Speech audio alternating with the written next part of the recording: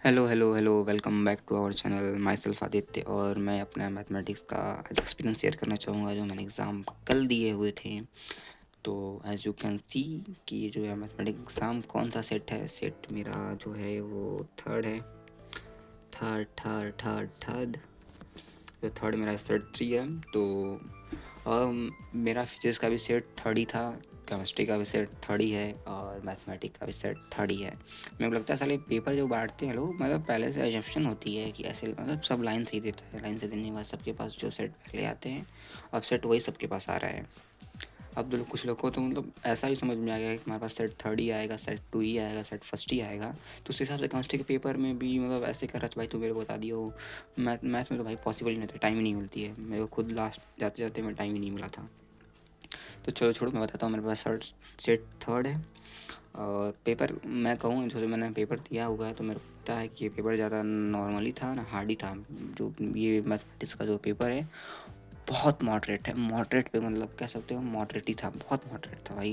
मतलब जैसे एमसीक्यू को मैं ले लूँ, जैसे मेरे एमसीक्यू जैसे हैं, मैं से इन सब एमसीक्यू को भी ले लूँ तो जैसे फिजिक्स में तुमने एमसीक्यू किए होंगे तो उन सब के जो एमसीक्यूज थे उनके तुमको एक या दो या मतलब उसके भी तुमको आंसर नहीं मिले होंगे प्रॉपरली।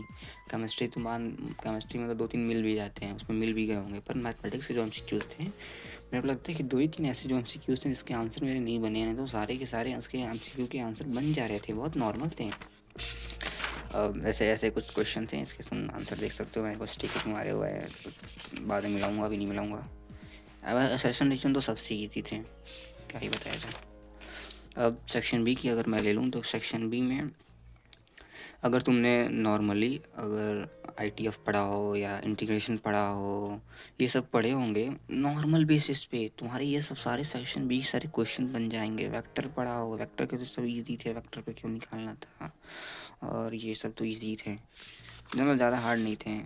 पर मैं इंटीग्रेशन मतलब मेरे उतनी अच्छी नहीं है, तो इंटीग्रेशन में कुछ ऐसे क्वेश्चन थे मेरे से नहीं हो पाए। मैं दिखाता हूँ क्या कौन से क्वेश्चन थे।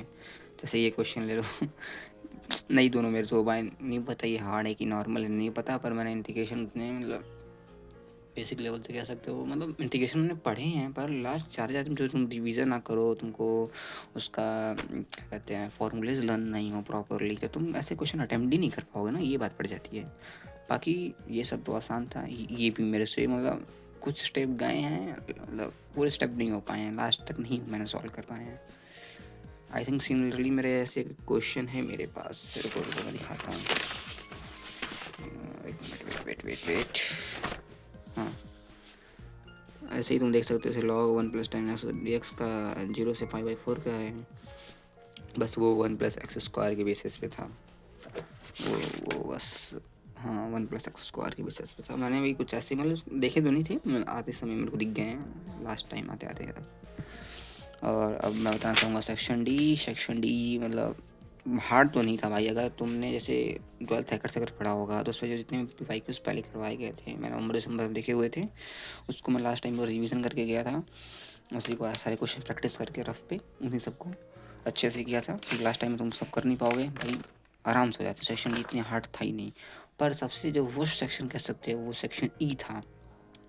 इसके जो क्वेश्चन थे वो मतलब देखो, पहला पहला बन गया था मेरा, पहले में कोई बात नहीं कर सकता।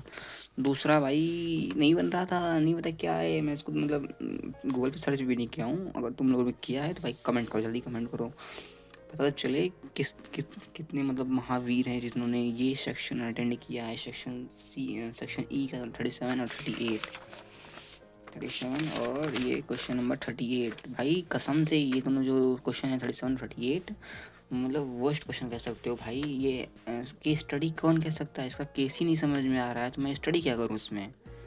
केस स्टडी कर दिया भाई, पल्ले ही नहीं पड़ रहा है इसका, भी नहीं पता क्या मैंने लिखा है। मैंने लगते ये नंबर में रिकॉर्डिंग है ज़्यादा से ज़्यादा। मतलब ओवरऑल तो पेपर मॉडरेट ही था, मतलब इसके वजह से, इस केस स्टडी की वजह से और ये बगल वाले केस स्टडी की वजह से बेकार गया।